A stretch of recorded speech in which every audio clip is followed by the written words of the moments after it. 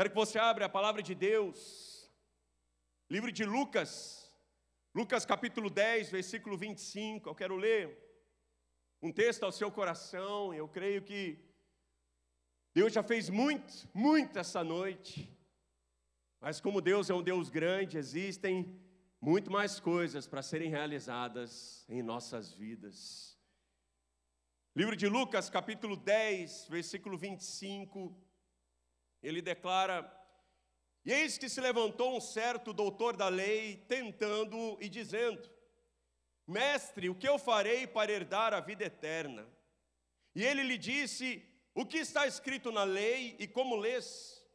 E ele respondendo disse: Amarás ao Senhor teu Deus de todo o teu coração, de toda a tua alma, de todas as suas forças, de todo o seu entendimento, e ao teu próximo como a ti mesmo. E disse-lhe: Respondeste bem, faça isso e viverás. Ele, porém, querendo justificar-se a si mesmo, disse a Jesus: E quem é o meu próximo? E respondendo Jesus, disse: Descia um homem de Jerusalém para Jericó, e caiu nas mãos dos salteadores, os quais o despojaram, e espancando-o, se retiraram, deixando-o meio morto. E ocasionalmente descia pelo mesmo caminho um certo sacerdote, e vendo-o, passou de largo. E de igual modo também um levita, chegando àquele lugar e vendo-o, passou de largo. Mas certo samaritano, viajando, veio até ele, e vendo-o, foi movido de íntima compaixão, e aproximando-se, atou-lhe as feridas, deitando-lhes azeite e vinho, e pondo-o sobre o seu animal, levou-o para uma estalagem e cuidou dele. E partindo no outro dia, tirou 2 dinheiros e deu-os ao hospedeiro e disse-lhe: Cuida dele, e tudo o que demais gastares eu te pagarei quando voltar. Qual, pois, destes 3 te parece que foi o próximo daquele que caiu nas mãos dos salteadores? E ele disse: O que usou de misericórdia para com ele. Disse, pois, Jesus: Vai e faça da mesma maneira. Até aí, querido. Eu sei que o texto é muito conhecido, é a parábola do samaritano, onde Jesus nos mostra o homem caído, quase morto, em uma situação miserável, uma situação grave. E Jesus nos fala sobre 3 pessoas que passam por aquela situação, e apenas uma delas resolveu aquele problema. Resgatou, restaurou a vida daquele homem. E no final do texto, a pergunta de Jesus é: quem é o homem de Deus nesta questão? Quem é o homem de Deus? E o homem de Deus é este viajante, é este samaritano, e Jesus declara: você foi chamado para fazer desta maneira, vai e faça desta forma. E qual é essa forma? O que esse homem tinha que os outros não tinham? O que o qualificava como um homem de Deus, como uma pessoa usada por Deus? Eu quero me apegar sobre isso essa noite. O que precisa estar em nossas vidas para que sejamos homens e mulheres de Deus? Jesus, ele nos ensina que a primeira coisa que aquele homem tinha, aquele viajante, era azeite. E o azeite na Bíblia é um símbolo do Espírito Santo, é o símbolo da unção, da manifestação sobrenatural de Deus sobre nós. Por isso a Bíblia fala que o Espírito Santo ele é derramado assim como um azeite sobre nós. E é uma promessa para esse tempo que se chama hoje, que o Espírito Santo, que é uma pessoa, ele viria e seria derramado sobre cada um de nós. E através dele, nós teríamos autoridade, nós teríamos poder, nós teríamos aquilo que nos diferencia de todas as outras pessoas que estão lá fora. Nós podemos empreender, quem está lá fora também. Podemos crescer, quem está lá fora também. Podemos ter sucesso, quem está lá fora também. Podemos ter família, quem está lá fora também. Mas Jesus Cristo, ele fala sobre o Espírito que o mundo não pode receber. O mundo pode ter, querido, provisão, pode ter família, pode ter bens, pode ter títulos. Mas a presença do Espírito Santo é só sua. E através dela você alcança tudo que as pessoas lá fora estão buscando, mas você alcança de forma sobrenatural. Você alcança com poder, você alcança com autoridade. Você alcança através daquele que vive e reina através da sua vida. É o Espírito que o mundo não pode receber, é isso que nos diferencia. São dias que nós precisamos buscar esta unção, esta companhia do Espírito Santo. Hoje eu estava lá no meu Facebook e apareceu para mim, deve ter aparecido para um monte de gente, chamada do nosso pastor Marco, patrocinado, coisa linda. Vem aprender princípios para crescer. Daí você já vai clicar na inscrição, daquela, vou lá. Porque o nosso pastor ele tem um chamado para nos ensinar, ele tem uma autoridade sobre isso. Mas eu vou dizer, querido, tem muita unção sobre a vida dele. Eu me lembro de um tempo na minha vida, eu estava perdido no mundo.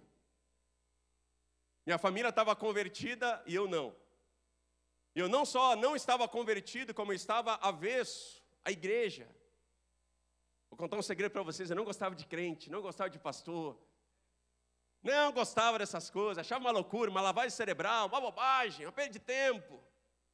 Aí só para contrariar minha família, eu ia em tudo que era contrário. Era na Umbanda, era na Quimbanda, era na magia negra, o que eu pudesse fazer e trazer de guia, de estátua, de coisa para dentro do meu quarto, eu trazia. Só para afrontar. No dia meu pai falou, olha, pastor Michael vai vir aqui em casa. Ele vai fazer uma oração pela família, e se você puder participar. Eu disse, o quê?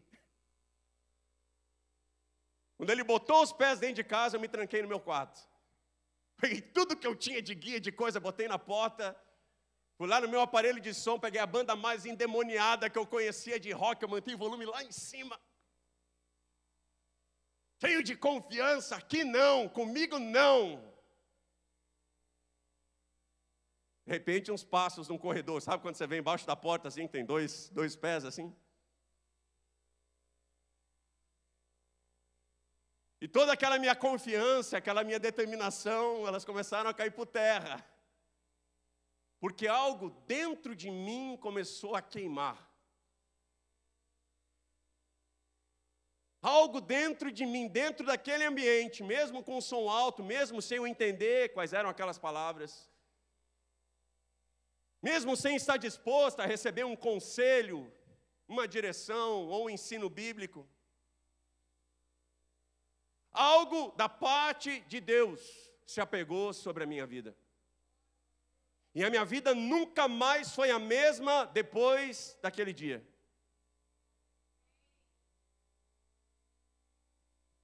Há momentos em nossas vidas que um conselho não basta. Eu sei que o Espírito Santo está falando com pessoas que talvez saíram de casa hoje pensando, eu quero uma dica para um casamento feliz.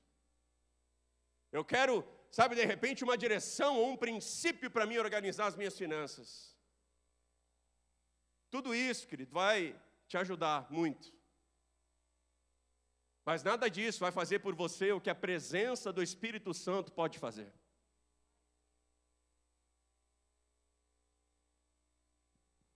Essa noite é o encontro com Deus, querido. É o encontro face a face com o Senhor. Daqui a alguns minutos essa reunião termina. Mas talvez sem você perceber, algo está se apegando. Eu digo, alguém está se apegando sobre a sua vida. Alguém que falará ao seu coração nesta madrugada. E você vai lembrar desse tempo. Alguém que estará contigo quando você estiver na mesa com a sua família. Alguém que vai trabalhar com você, vai empreender com você, vai viver com você. E eis que eu estarei convosco todos os dias. É a promessa. O que diferenciou aquele homem do restante foi aquela unção. Eu vim para a igreja, entreguei minha vida para Jesus, bem aqui na frente desse altar. Preencheram a minha ficha, pegaram o meu endereço, me entregaram ali um livrinho, li, gostei. Me recordo como se fosse hoje, sábado, 9 horas da manhã, toca o interfone do meu apartamento. Oi, aqui é fulano, da Igreja Embaixada. Queria fazer uma oração por você, posso? Não vai tomar mais do que 5 minutos, uma voz de criança. Aí, abri o interfone, tocou a campainha, abri a porta, não vi ninguém. Olhei para baixo, tinha 2 crianças ali. Que o mais velho tinha 12 e tinha convencido o outro de 11 aí junto. Uma Bíblia numa mão, o outro segurando um óleo. Nós somos da Igreja Embaixada. Você tem algum pedido de oração? Diz, só vem te abençoar rapidinho aqui, a gente já vai embora. Eu falei, tá de brincadeira. Não, vamos lá, né? Querida, aquelas 2 crianças ali, no máximo, aqueles pré-adolescentes, deram as mãos dentro da nossa casa e revelaram os segredos que estavam no nosso coração. Nos abençoaram, profetizaram, repreenderam o maligno, abriram o céu, não sei o que eles fizeram lá. Mas a nossa casa foi transformada por aquilo. Aplauda ao Senhor.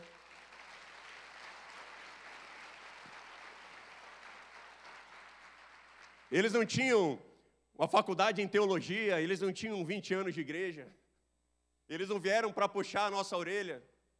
Eles não tinham acho que nem o diploma do 1º grau completo.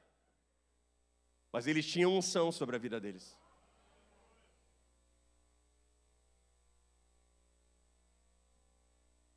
Me recordo que, depois de convertido, a gente vem para a igreja e aí nos falam sobre esse Espírito Santo. E aí as pessoas levantam as mãos, se quebrantam, caem na unção, são batizadas pelo Espírito Santo, falam em línguas estranhas. E eu olhava aquilo e dizia, não, levantar a mão, tudo bem, chorar, aleluia. Línguas estranhas, fui batizado com o Espírito Santo aqui, nesse cantinho aqui. Eu fiquei 2 semanas falando em língua sem parar. Eu abri a boca para trabalhar, para atender um cliente, saí em línguas estranhas. Eu pensava em línguas estranhas, 2 semanas inteiras. Eu dizia, mas cair na unção já é demais, né?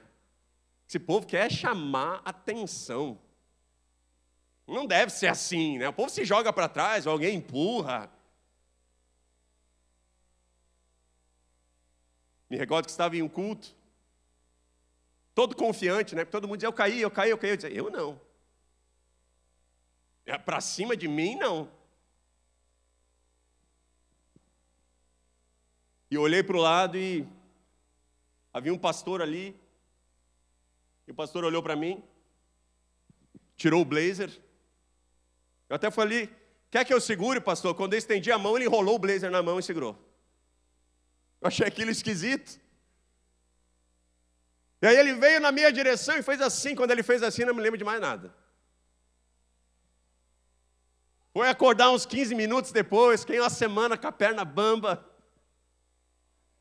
com algo tão grande, tão diferente que queimava dentro de mim.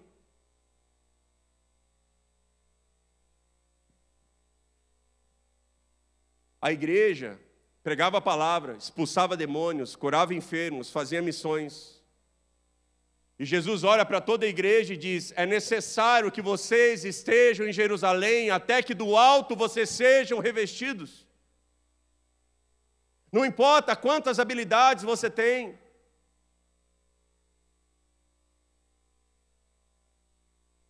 A melhor parte da nossa vida com Deus é que Ele mora aqui, querido. Eu vejo pessoas dizendo, eu quero chegar lá na glória e falar com Abraão. Eu quero chegar lá na glória e falar com Elias. Pois eu creio que quando eu e você estivermos lá, porque nós estaremos lá, quando você falar, Elias, como que era a carruagem de fogo? Elias vai dizer, não, esquece isso, filho. Agora, conta para mim. Como é Deus morar dentro de você? Abraão, como foi subir no monte para sacrificar o seu filho? Não, deixa isso para depois. Agora conta para mim. Como é ouvir a voz de Deus no seu coração? Como é estar na presença do Deus Todo-Poderoso 24 horas por dia? De Gênesis, Apocalipse, a mensagem do Evangelho é: Deus quer habitar com você, Deus quer estar com você. A Bíblia começa com Deus colocando um tabernáculo na terra para vir se conectar com o homem. E depois de tantos tabernáculos, tantos momentos, como através de Moisés, de Davi, de Salomão, Deus vindo na direção do homem, a Bíblia encerra dizendo que a Nova Jerusalém, a cidade santa, ela virá dos céus para a terra. De Gênesis, Apocalipse, Deus está dizendo: filho, eu quero estar em você. Paulo diz: o dia que Deus revelou o seu filho em mim, a minha vida mudou, não para mim.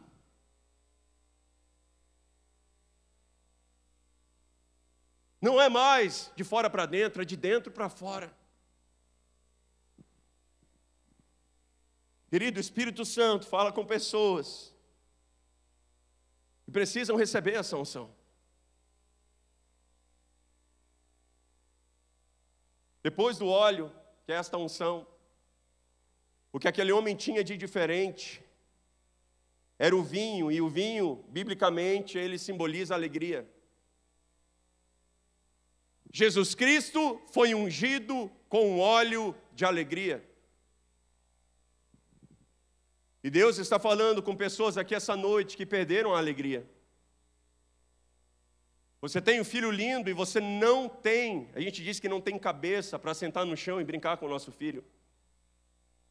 Você tem uma esposa abençoada e você não tem coração, paciência, alegria para desfrutar um jantar com ela. Você não tem paz, você não consegue dormir, você não consegue aproveitar, você não consegue ser grato. Você é tomado pelo pânico, pela tristeza, pela amargura. Você está aqui cercado por uma multidão de pessoas e você está se sentindo sozinho.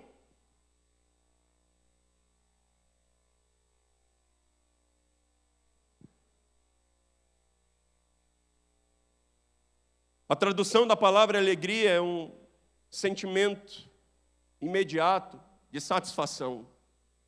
É estar pleno. É uma paz, é uma sobriedade. Poderia ficar aqui a noite inteira falando sobre alegria. Filipenses 4:4. Alegrem-se sempre, sempre, sempre no Senhor. Novamente eu te digo, alegrem-se. 1 Tessalonicenses 5,16, de novo, alegrem-se sempre. João 15:11, eu tenho dito estas palavras para vocês, para quê? A minha alegria esteja sempre com vocês, e a alegria de vocês seja sempre completa. Salmo 28:7, o meu coração exulta de alegria, por isso eu entrego para Deus os meus cânticos.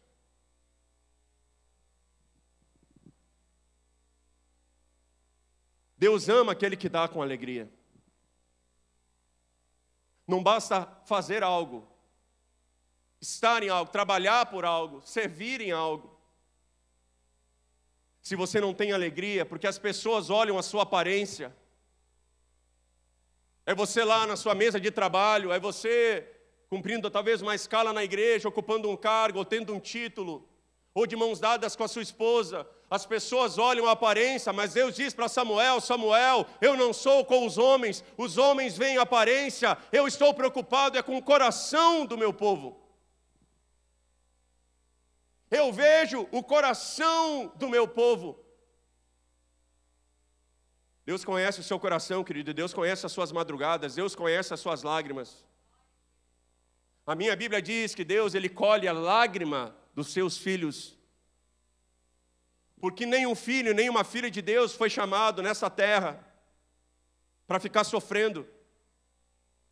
Porque o sofrimento que eu e você deveríamos passar, quem passou por nós foi um homem chamado Jesus Cristo, que sofreu as nossas misérias, sentiu as nossas dores, recebeu naquela cruz toda a punição pelos nossos pecados.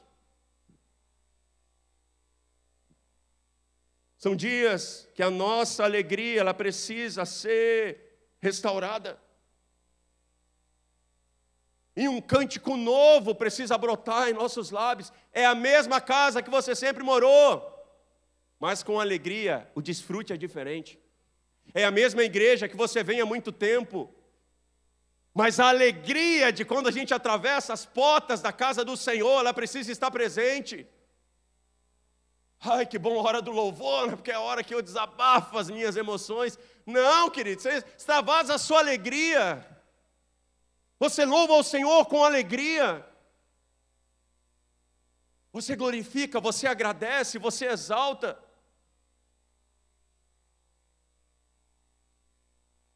Não é tão importante que você faça algo para Deus, do que você goste de fazer isto para Deus.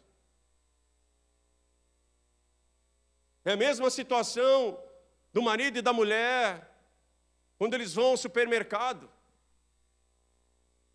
Eu não gosto de ir ao supermercado, se eu vou é objetivo. Coca-Cola, pizza da Sadia, só coisa light. Pego e saio.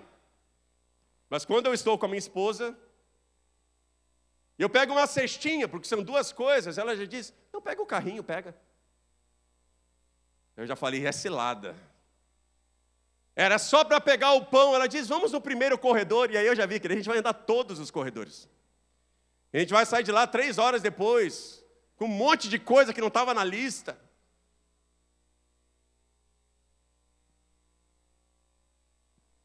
E aí eu digo para ela, mas eu não quero ir no mercado. Ela diz, mãe, eu não quero ir sozinha, vai comigo. Aí eu digo, tá bom, vamos. Aí você sabe, vou ficar lá bufando do seu lado. Mas a resposta dela, eu não quero que você vá no mercado comigo, eu quero que você queira ir, que você desfrute disso, que você aproveite. Olha, Deus está falando com pessoas, querido. Deus não quer que você ore, Ele quer que você goste de orar. Deus não quer que você saia da sua cadeira segurando o envelope e na metade do caminho você se arrepende. Aí você tira 5 de dentro e deixa 5 ali, né?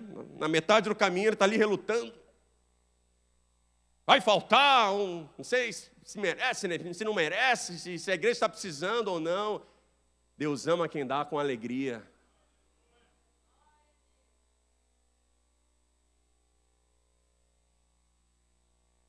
Dos céus, o Senhor olha para a terra e diz, achei o homem segundo o meu coração. Querido, Davi era um homem alegre. Porque mesmo no meio do mato, cercado apenas de ovelhas, aquele homem adorava a Deus com todas as suas forças.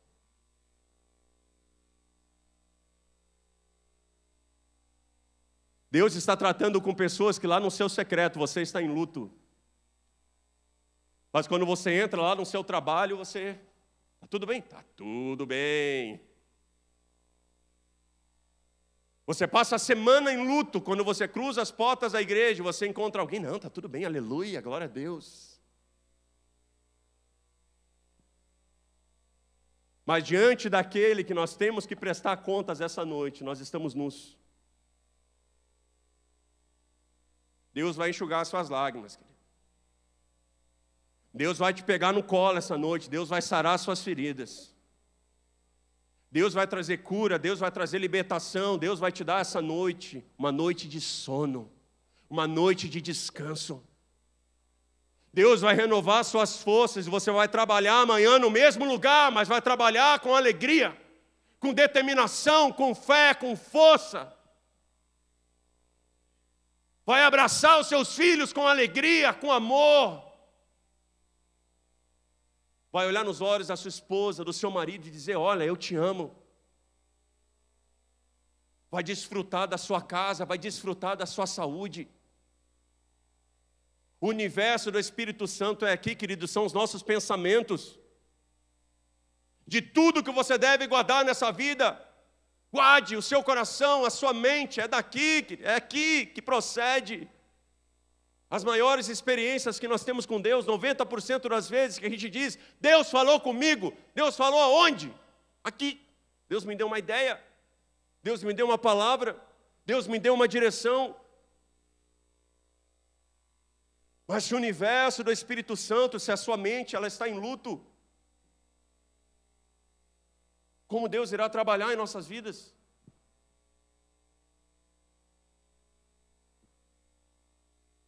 Eu encerro com isso, querido. Depois do azeite, que é a unção, depois do vinho, que é a alegria, Jesus declara o que aquele homem tinha de diferente.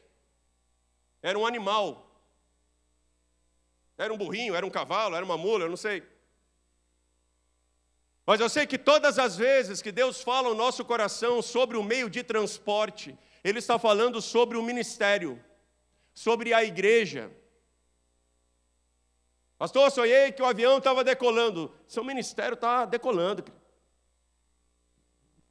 Sonhei com navio, sonhei com carro, sonhei com ônibus, sonhei com caminhão. Os meios de transporte, profeticamente, simbolizam para nós o ministério, é o nosso chamado, é o nosso id.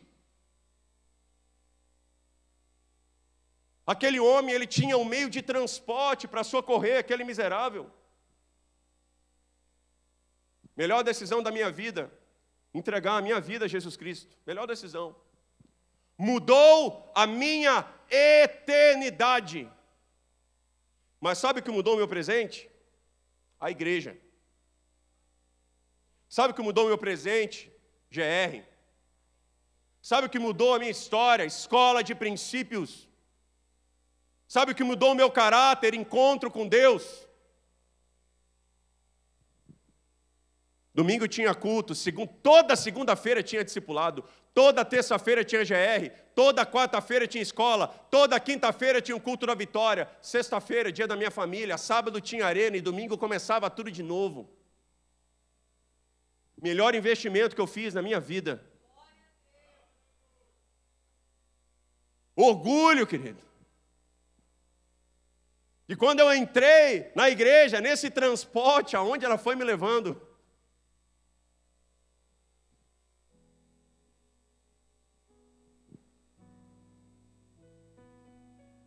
há 2000 anos atrás, nosso Senhor estabeleceu algo que se chama igreja. João, em Apocalipse, tem a visão de Cristo, e ele diz, no meio do candelabro, que é a igreja, eu vi aquele que passeava, Jesus passeava, dizia, ei, eu te conheço. Eu conheço as suas obras, eu conheço a sua vida. E eu quero usar você. Sabe o que a gente pensa? Que a gente aceita Jesus. Deixa eu te contar um segredo, é Ele que te aceita.